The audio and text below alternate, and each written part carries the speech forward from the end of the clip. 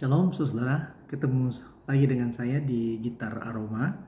Kita bersyukur kita bisa berjumpa dan saya terus berdoa kiranya saudara-saudara, Bapak Ibu ada dalam perlindungan Tuhan, ada dalam kesetiaan daripada Tuhan, terjaga kesehatannya dan juga kehidupan sehari-hari. Nah saudara, saat ini kita akan membaca, merenungkan kebenaran firman Tuhan. Sebelumnya mari kita bersatu di dalam doa supaya kita punya pikiran, hati bisa ditenangkan di dalam Tuhan. Mari kita berdoa.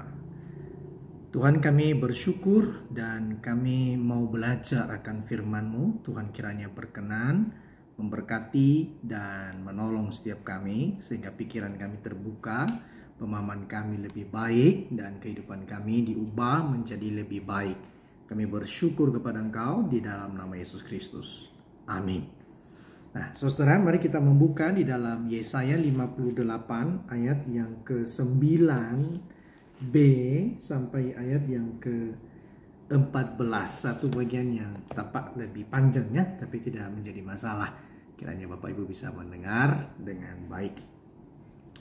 Apabila engkau tidak lagi mengenakan kuk kepada sesamamu dan tidak lagi menunjuk-nunjuk orang dengan jari dan memfitnah.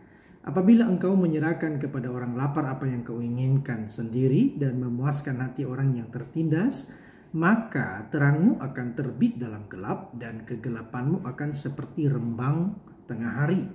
Tuhan akan menuntun engkau senantiasa dan akan memuaskan hatimu di tanah yang kering dan akan membarui kekuatanmu. Engkau akan seperti taman yang diairi dengan baik dan seperti mata air yang tidak pernah mengecewakan. Engkau akan membangun reruntuhan yang sudah berabad-abad dan akan memperbaiki dasar yang diletakkan oleh banyak keturunan. Engkau akan disebutkan yang memperbaiki tembok yang tembus, yang memantulkan jalan supaya tempat itu dapat dihuni. Ayat yang ke-13 dan 14. Apabila engkau tidak menginjak-injak hukum Sabat dan tidak melakukan urusanmu pada hari kudusku, apabila engkau menyebutkan dari Sabat hari kenikmatan dan hari kudus Tuhan hari yang mulia, apabila engkau menghormatinya dengan tidak menjalankan segala acaramu dan dengan tidak mengurus urusanmu atau berkata omong kosong, maka engkau akan bersenang-senang karena Tuhan, dan aku akan membuat engkau melintasi puncak bukit-bukit di bumi dengan kendaraan kemenangan. Aku akan memberikan makan engkau dari milik pusaka Yakub bapa leluhurmu, sebab mulut Tuhanlah yang mengatakannya. Saudara, demikian jauh pembacaan firman Tuhan pada saat ini. Nah, saudara, ketika kemudian kita membaca Yesaya pasal yang ke-58 ini, nah maka memang tidak mungkin kita akan memisahkan dia daripada ayat yang pertama sampai pada ayat yang ke-9a tadi. Oleh karena apa? Di sana kita bisa melihat konteksnya apa yang sedang terjadi, apa yang dimaksudkan oleh Yesaya. Nah, sebetulnya kalau kita membaca di dalam ayat yang pertama, jelas sekali kepada kita itu perintah Tuhan yang datang kepada Yesaya untuk maaf saudara ya, untuk menyerukan satu kalimat, untuk menyerukan celaan perhatian, menarik perhatian daripada jemaat Israel itu. Serukanlah kuat-kuat, janganlah tahan-tahan, nyaringkanlah suaramu bagaikan sangkakala, beritahukanlah kepada umatku, kata Tuhan, pelanggaran mereka, dan kepada kaum keturunan Yakub dosa mereka. Saudara, perhatikan di dalam bagian ini bahwa teks ini sebetulnya harus dipahami, harus kita pahami sebagai perhatian bentuk cinta kasih daripada Tuhan, ya. Bahwa Tuhan berinisiatif untuk memanggil, untuk mengingatkan umatnya Israel yang sudah gagal, sudah jatuh dan tidak bisa berbuat apa-apa. Itu sebabnya Tuhan perlu memanggil mereka untuk bangkit. Ya, dengan cara apa saudara? Memberitahukan umatnya itu apa pelanggaran mereka dan apa dosa mereka. Nah saudara, ini menarik ya. Ternyata Tuhan itu memanggil seringkali untuk membuat orang itu sadar akan dosanya.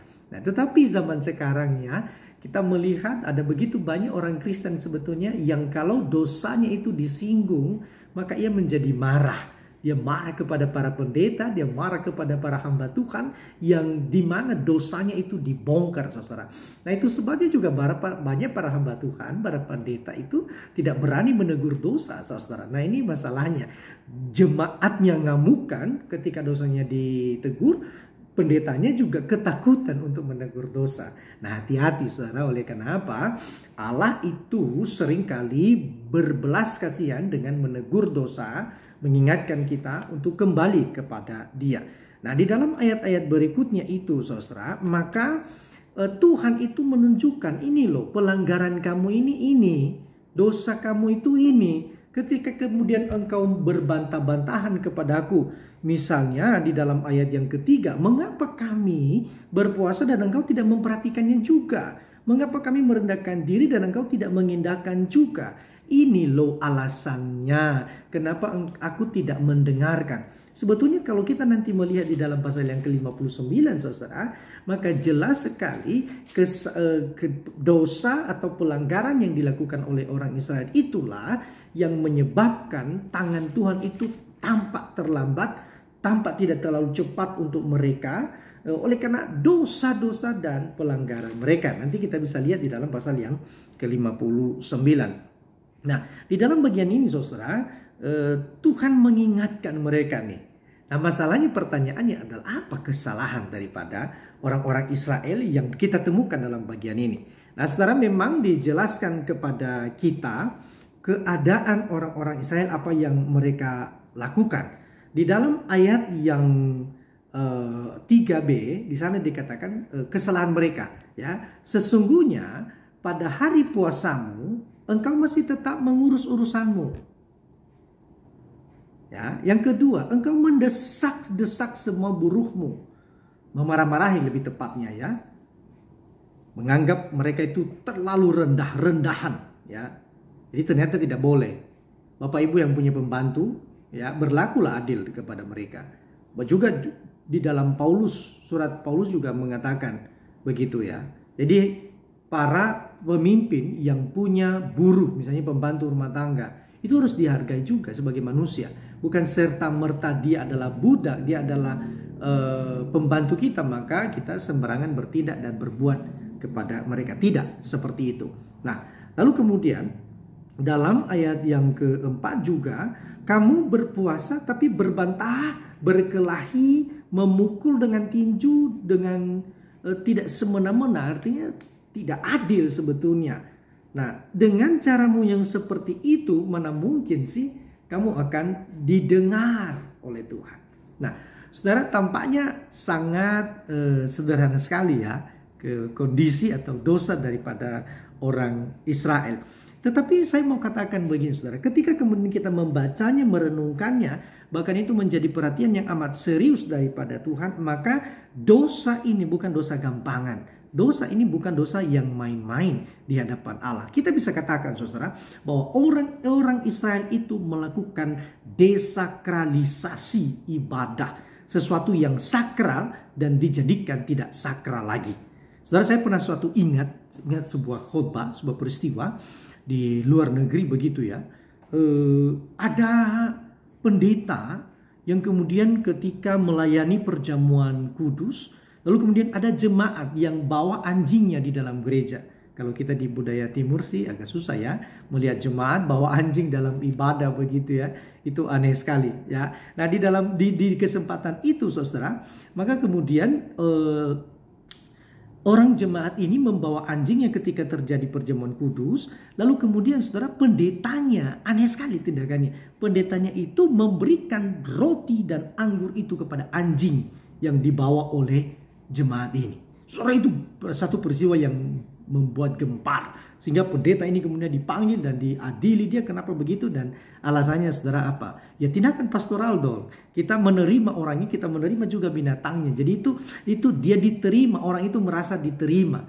Saudara, di sana sudah terjadi desakralisasi ibadah. Orang Israel mungkin tidak melakukan hal itu, tetapi dari apa yang dijelaskan oleh Tuhan kepada mereka, ya, bahwa ini loh dosa kamu itu, kamu tidak menempatkan hal-hal yang rohani ini menjadi hal yang sangat serius, yang diperhatikan dengan sungguh-sungguh. Itu sebabnya dan itu buktinya bahwa kamu berpura-pura kok. Kamu berpuasa tapi kamu tidak merendahkan diri sebetulnya. Kamu merendahkan diri tetapi kamu masih mengurus urusanmu, urusan rumah tanggamu, tidak berlaku adil kepada sesama, kamu bahkan berbantah, kamu berkelahi, kamu memukul dengan tinju, kamu bertindak dengan tidak adil, dan segala sesuatu yang keliru itu kamu lakukan. Nah, saudara,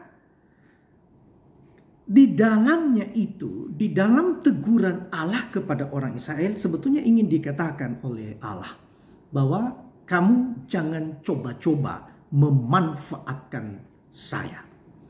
Tindakan rohanimu jangan kau gunakan untuk memanfaatkan saya, kata Tuhan. Saudara, artinya apa? Bahwa orang Israel itu mencoba bertindak rohani, saudara. Supaya apa? Itu kalimat mereka dalam ayat yang ketiga. Supaya mereka didengar, diperhatikan, didengar, diindahkan. Mereka mau berbisnis dengan Tuhan. Berlaku rohani, bertindak tanduk rohani. Tapi sebetulnya ingin menarik perhatian Allah. Supaya apa? Supaya dia mendapatkan kemurahan, rahmat daripada Tuhan. Saudara, ini sangat berbahaya. Ini teguran yang amat serius kepada setiap kita. Setiap orang yang datang beribadah kepada Tuhan harus mempersiapkan dirinya, harus hati-hati dengan hatinya. Ya, terus memperhatikan, mengevaluasi hati ini ketika datang di hadapan Tuhan. Jangan seluruh bahkan pelayanan kita itu, jangan-jangan itu adalah dimotivasi, didorong, ya motivasinya itu adalah ingin berbisnis dengan Tuhan, ingin memanfaatkan Tuhan di dalam seluruh apa yang kita kerjakan itu. Nah, saudara, itu yang dibantah, itu yang tidak disetujui, dan itu yang dikatakan oleh Tuhan dosa dan pelanggaran. Dan itu harus mengalami restorasi, saudara. Orang Israel harus mengalami restorasi untuk semakin memiliki perkenaan daripada Tuhan. Dan kita tahu bukan apa yang dimaksudkan oleh Tuhan. Nanti ketika kita membaca di dalam ayat yang kelima, Tuhan juga menjelaskan sampai pada ayat yang ketujuh nantinya. Apa yang mesti dilakukan dalam ibadah itu. Ya, ya, ayat yang keenam, berpuasa yang kukehendaki supaya engkau membuka belenggu-belenggu kelaliman, melepaskan tali-taliku, memerdekakan orang yang teraniaya, mematahkan setiap kuk, memecahkan roti bagi yang lapar. Orang itu butuh tumpangan, diberikan. Kita siapkan rumah untuk mereka. Yang melihat yang telanjang, memberikan pakaian kepada mereka. Apa yang ingin disampaikan, saudara? Bahkan tidak menyembunyikan diri terhadap saudara kita yang miskin, saudara kita yang meminta pertolongan. Nah, maka ketika kemudian melakukan hal itu, kata Alkitab, maka terangmu itu bercahaya, merekah seperti fajar, dan lukamu itu akan menjadi pulih, dan kebenaran menjadi barisan depanmu, dan kemuliaan Tuhan barisan belakangmu. Artinya Allah memproteksi. Lalu kemudian masuk pada ayat yang ke-9, saudara, sampai pada ayat yang kita baca tadi, ya, bagaimana Tuhan itu memberikan perhatian kepada mereka manakala mereka sungguh-sungguh mengalami perubahan hidup. Dan apa yang harus dilakukan, saudara? Saya mau katakan begini, bahwa dalam ibadah yang sejati itu, saudara, adalah restorasi jiwa kita. Membawa seluruh keberadaan kita itu di hadapan Tuhan untuk kemudian dipulihkan, bukan? Ini yang Paulus katakan dalam Roma pasal yang ke-12, persembahkanlah tubuhmu sebagai persembahan yang hidup dan yang berkenan kepada Allah. Itulah ibadahmu yang sejati. Pada pihak yang lain, saudara, kalau tidak salah itu dalam tulisan yang berbeda, mungkin Yakobus, maka ibadah yang sejati itu, ya, kalau tidak salah antara Yakobus dan surat lainnya, saudara, ya, maafkan kalau salah kutipan. Nah, memperhatikan janda, memperhatikan orang miskin itu adalah ibadah yang sejati. Bahkan menjaga lidah pun itulah ibadah yang sejati, Saudara, ini dikasih oleh Tuhan. Artinya apa yang ingin dimaksudkan oleh Tuhan dalam bagian ini? Jadi ibadah itu harus punya perubahan di dalam hidup kita. Ya, harus membawa restorasi, harus membawa perubahan di dalam jiwa kita, di dalam hidup kita. Ya, jangan sampai kita justru memanfaatkan, menggunakan ibadah itu menjadi bisnis di hadapan Tuhan. Kita tidak mengalami apa-apa, saudara yang dikasih oleh Tuhan. Sekian lama kita menjadi seorang Kristen, bahkan terlibat di dalam pelayanan. Setiap minggu kita tidak pernah absen, kecuali sakit keras. Kita tidak pernah absen, kita tidak pernah tidak hadir dalam ibadah-ibadah yang dilakukan oleh gereja. Baik itu ibadah umum pada hari minggunya, ataupun ibadah-ibadah lingkungan, sektor, atau apapun itu kita tidak pernah tidak hadir. Kita selalu hadir. Tapi masalahnya sekarang, apakah itu membawa perubahan dalam hidup kita? Apakah itu membawa sesuatu restorasi di dalam jiwa kita? Kita bisa memperhatikan kehidupan orang lain. Kita punya empati, simpati yang lebih baik kepada orang lain. Kita mengalami pertumbuhan di dalamnya. Atau kita justru menggunakan seluruh jubah rohani itu untuk memanfaatkan Allah. Berbisnis dengan Allah. Dengan aku melakukan hal ini, dengan aku bertindak rohani ini, maka kemudian saya akan mendapatkan kemurahan daripada Allah. Saya akan mengalami kebaikan daripada Tuhan itu seperti Dia menganiaya saya. Dia akan mengejarku dengan kebajikan dan kemurahannya itu. Dan mengikuti aku seumur hidupku ketika aku melakukan seluruh kegiatan rohani ini. Saudara, bukan itu sebetulnya poin yang ingin disampaikan oleh Tuhan di dalam bagian ini. Ibadah tidak sekedar formalitas. Ibadah tidak sekedar formalitas. Itu sebabnya saudara kita tidak boleh main-main. Apalagi kalau misalnya kita berpuasa. Berpuasa itu sebetulnya disiplin rohani yang mengarahkan kita kepada ketidakberdayaan kita itu di hadapan Allah. Kita membawa hati yang hancur, hati yang remuk di hadapan Allah. Bahwa aku tidak mampu Tuhan. Tolong saya, berbelas kasihkanlah kepadaku. Sembari di dalamnya juga saudara, kita itu bisa melakukan perbuatan perhatian kepada orang lain. Saudara, kasih kepada Tuhan, restorasi jiwa kita itu karena kasih karunia Tuhan dalam hidup kita itu selalu berbentuk perhatian kepada saudara-saudara yang ada di sekitar kita. Yang telah dimaksudkan oleh teks dalam bagian ini tadi saudara. Membebaskan orang yang terbelenggu, ya, memberitakan Injil keselamatan di dalam Yesus Kristus. Itu harus diberitakan, melepaskan tali-tali kuk, beban mereka itu ditolong mereka, saudara. Yang lapar itu diberikan makanan, yang telanjang itu diberikan pakaian, sehingga terjadi keseimbangan di dalam tubuh Kristus. Maka ayat yang ke-13 sampai ayat yang ke-14 itu merupakan sekali lagi teguran bahwa harus ibadah itu harus dipersiapkan dengan baik, harus hati-hati, dan sekali lagi saudara, seluruh ibadah itu dilakukan kepada Allah, bukan memanfaatkan Allah. Kolose pasal yang ketiga ayat 23, lakukanlah segala sesuatu itu semata-mata seolah-olah hanya kepada Tuhan. Kenapa begitu? Saudara, kita ini hidup di hadapan Allah. Kita hidup di hadapan Allah dan tidak ada yang tersembunyi di hadapan Allah. Semua terbuka. Maka hati-hati dengan hati kita ketika kita beribadah kepada Tuhan. Ada enggak pertobatan? Ada restorasi? Ada pemulihan enggak di hidup kita ketika kita beribadah kepada Tuhan? Itu sebabnya ketika kita beribadah, menyiapkan diri masuk dalam ibadah, betul-betul, sungguh-sungguh. Orang bilang itu saudara, tidur lebih cepat kalau esoknya engkau akan beribadah. Berikan yang terbaik kepada Tuhan. Jangan anggap remeh. Jangan nonton bola besok hari Minggu ibadah, ngantuk-ngantuk. Saudara, saudara melakukan desakralisasi ibadah kalau tidak serius dalam mempersiapkan diri menjelang ibadah. Dan itu ibadah yang sejati. Persembahkanlah tubuhmu, pikiran kita, hati kita, seluruh keberadaan kita itu dipersembahkan. Oleh karena apa? Hidup kita itu bukan milik kita lagi.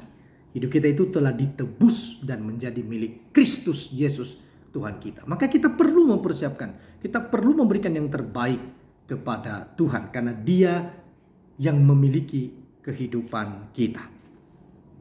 Dan sekarang saudara, kita akan lebih mudah ya untuk beribadah kepada Tuhan. Dulu itu orang beribadah ke gunung. Nah sekarang kita beribadah di dalam langsung saja, dengan berani. Kasih karunia diberikan kepada kita, berani datang di hadapan Allah.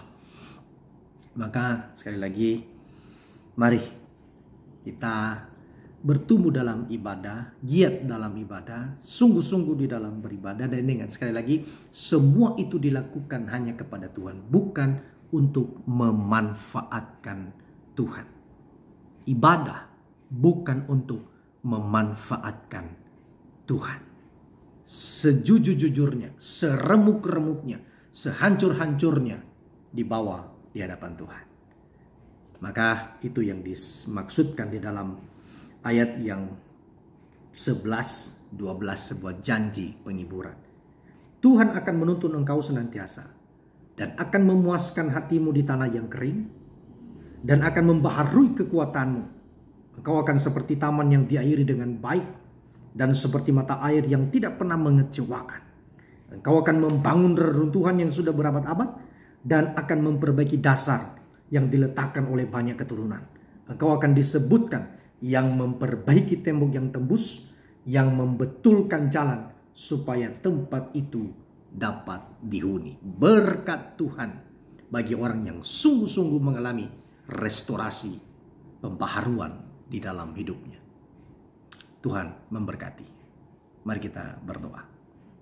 Tuhan, kami bersyukur untuk perenungan firman Tuhan pada hari ini. Kiranya Tuhan berkenan memberkati, menjadi kekuatan, menjadi penggembalaan bagi setiap kami. Pikiran kami diarahkan kepada Kristus, hati kami diarahkan kepada Kristus, seluruh ketindakan kami juga diarahkan kepada Kristus. Terima kasih. Dalam nama Yesus Kristus kami berdoa. Amin. Saya Gitar Aroma, Tuhan memberkati.